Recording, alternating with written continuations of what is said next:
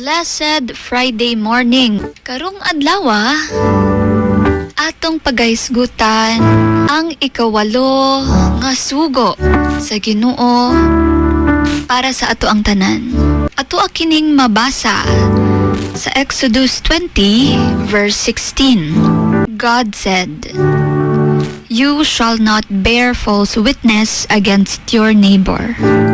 Sa Bisaya pa, ayaw pagpamatuod og bakak, batok sa imong isig katawo. Kini nga sugo para sa ato ang tanan, nagapahinumdum ka nato sa dakong kahayag sa kamatuoran.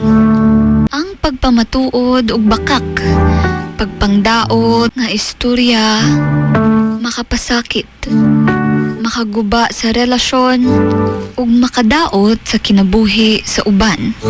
Ang atuang Ginoo nagatudlo sa atoa nga magmatinud-anon kay siya mao ang tinubdan sa kamatuoran.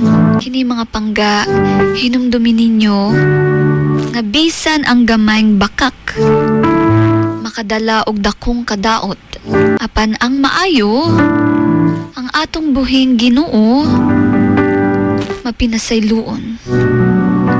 Kung kita nagkasala ni ining dapita, mahimo tang mobalik kaniya ug mangayo og kapasayloan. Kay ang Ginoo maluluyon ug andam kanunay nga mopasaylo sa tibuok kasing-kasing nga maghinulsol.